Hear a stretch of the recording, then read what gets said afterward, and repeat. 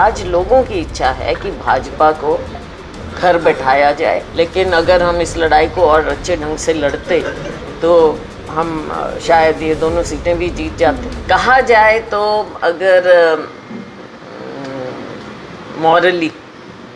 Morally Bhajpa की और माननीय प्रधानमंत्री जी की अपनी ये हार है। ना तो इन्हें जो ये बहुमत की बात करते थे 370 400, ना तो उसके कहीं नज़दीक भी पहुँचे ये, और जिस तरह का इन्होंने देश के ऊपर एक विचारधारा और एक तरीका अपना काम करने का वो थोपने का प्रयास किया, उसको इस देश ने पूरी तरह से कम्प्लीटली नकारा है। ये एक असलियत है। अब इसको ये माने ना माने, आंकड़ों में ये कहें कि तीसरी बार बन गई है सरकार, तो ये कोई भाजपा की सरकार तो बनी नहीं। ये तो अब एनडीए का इन्होंने जैसे किया है वो इनकी सरकार बनी है, लेकिन मॉरली ये इनकी हार है। गठबंधन में क्या रहेगा, जैसे कि कुरुक्षेत्र में अनुराग डांडा आरोप लगा रहे हैं कि कांग्रेस। अब देखो इनमें भी आपस में कितना विरोधाभास है इनकी अपनी पार्टी में, तो उस पर आज के दिन कोई टिप्पणी करना उचित नहीं होगा। इस समय बताएगा और नेतृत्व चुनावी के लिए क्या तैयारियां रहेंगी? आगामी चुनावी के लिए क्या तैयारियां रहेंगी? आगामी चुनाव के लिए देखो, क्योंकि 3-4 महीने बचे हैं, जून जुलाई अगस्त सितंबर 3 महीने बचे हैं, और 3 महीने में हमको हरियाणा के लोगों के बीच में जाकर जो उन्होंने शुरुआत की है इस लोकसभा से, इसको हमें पुख्ता करना है और लोगों के बीच में जाएं, कैसे जाएं, क्या हम बातें लेकर जाएं, इन सब बातों पर पार्टी विचार, इसके लिए पूरी तैयारी सभी लोग करें। और नीचे ज़मीन पर जो हमारा कार्यकर्ता है, सबसे पहले हम देखो 2 चीज़ होती, जनता और कार्यकर्ता। तो जनता और कार्यकर्ता का हमें विशेष रूप से ध्यान देना पड़ेगा कि लोगों की क्या उम्मीदें हैं और कार्यकर्ता जिसने इतनी मेहनत की है उसकी क्या उम्मीद है। तो सबसे पहले हम इनका ध्यान करें, तभी हम नीचे ज़मीन पर लड़ाई लड़ सकते हैं। प्रदेश का संगठन कब तक बन के तैयार हो जाएगा?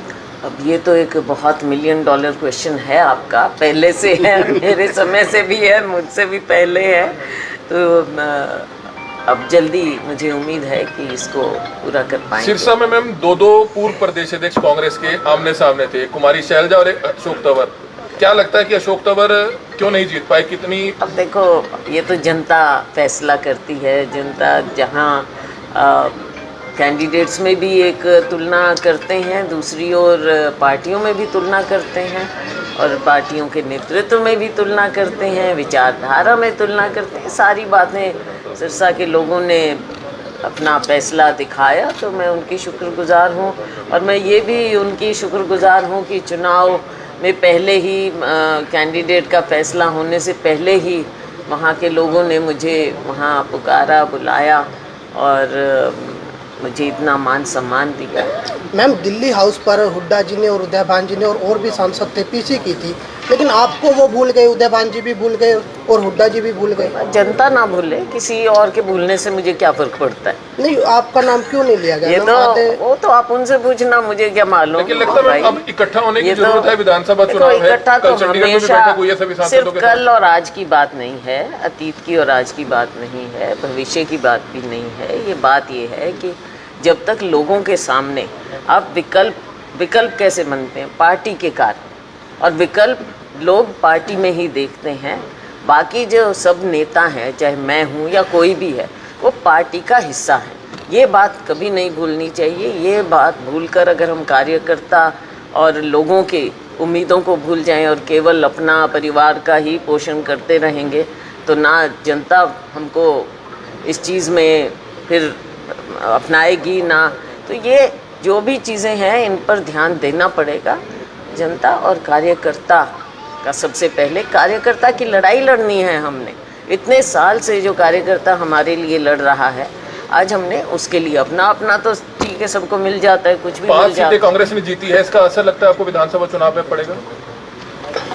इस पे क्या पूरा पड़ेगा, इस पे इसका भी पड़ेगा। और लोगों में जो एक उम्मीद है और इच्छा है, आज लोगों की इच्छा है कि भाजपा को घर बैठाया जाए, और जो भाजपा की पिछले 10 साल से आप देख रहे हैं जन विरोधी नीतियां हैं, केंद्र की हैं, राज्य की हैं। राज्य में तो इन्होंने खुद अपनी कमजोरी दिखा दी। आखिर में जाके जैसे मुख्यमंत्री बदला, केंद्र की कमजोरी आपके सामने ही आ गई है। जैसे माननीय प्रधानमंत्री जी भी मुश्किल से 1.5 लाख से जीते, शुरू में तो 3-4 घंटे तो वो हार ही रहे थे। और राज्य की कमजोरी आपने देखी, सो कॉल्ड सीएम सिटी पहले भी थे, आज भी हो आप। लेकिन अगर हम इस लड़ाई को और अच्छे ढंग से लड़ते तो हम शायद ये दोनों सीटें भी जीत जाते। मैम मानते हो गुटबाजी के चलते, मैम मानते हो कि गुटबाजी के चलते करनाल में दोनों ही प्रत्याशी हार गए? देखो, गुटबाजी एक अलग चीज़ है। गुटबाजी तो कब नहीं हुई और कब नहीं होती। गुटबाजी तो होती है, लेकिन लड़ाई हम कैसे लड़ते हैं, कैंडिडेट हम कैसे तय करते हैं, कुल पार्टी लड़ाती कैसे है, ये भी बातें बहुत सी हैं। मैं मानते हो अगर संगठन होता तो फायदा होता। संगठन भी एक हिस्सा है, इलेक्शन के एक हिस्सा है ये।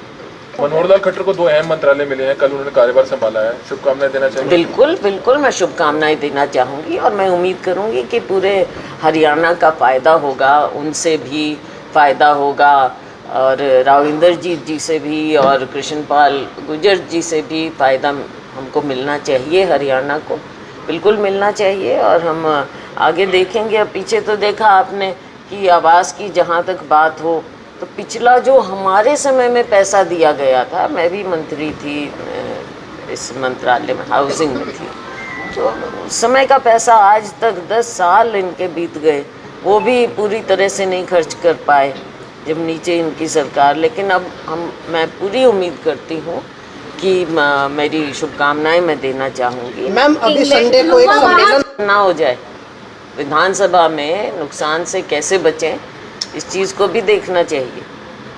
हरियाणा का बेरोजगार युवा विदेश जा रहा है, लगातार ऐसे डोंकी के माध्यम से कई केस हो चुके हैं, कोई मर रहा है वहाँ पर, फिर लाने के लिए दिक्कत है। तो किस तरीके की नीतियाँ बनाई जाएंगी? ये तो हरियाणा भी है। हरियाणा में सबसे बड़ी दिक्कत क्या है? बेरोजगारी की। अब बेरोजगारी, सरकारी नौकरियां खाली पड़ी रहती हैं लाखों, और निजी क्षेत्र को का आप गला घोंट रहे हैं, उनको प्रोत्साहन नहीं दे रहे। एमएसएमई जहाँ पर सबसे ज़्यादा रोज़गार मिल सकता है, वहाँ पर आप कोई मदद नहीं कर रहे। छोटे यूनिट हमारे बंद हो रहे हैं, तो ना निजी क्षेत्र और सरकारी तो आप नौकरियाँ निकाल ही नहीं रहे। निकाल भी देंगे तो बाहर वालों को मिल जाएंगी या फिर उनके पेपर लीक हो जाएंगे। ये एक ऐसा मुद्दा है जिसकी ओर भाजपा सरकार कतई गंभीर नहीं है, और इसी कारण से हमारे युवाओं का शोषण होता है, चाहे विदेश में हो चाहे अपने देश में हो, राज्य में। गुटबाजी कभी खत्म होगी मैम? गुटबाजी तो देखो, अब सब अगर अपना मन साफ करें, मन तो साफ करना चाहिए ना, पार्टी को साथ लेकर चलने की इच्छा मन में होनी चाहिए। मैं और मेरा की जब तक सोच रहेगी तब तक हमारे कार्यकर्ता को नुकसान होगा, राज्य को नुकसान होगा, सेल्फ को शायद नुकसान ना हो, क्योंकि हमारे जैसे तो चलो इस लेवल पे, लेकिन आम लोगों का और कार्यकर्ताओं का, पार्टी के लिए जो खून पसीना बहाते हैं, उनका नुकसान नहीं होना चाहिए ना। Subscribe our channel for latest news and updates, and don't forget to press bell icon for latest notifications.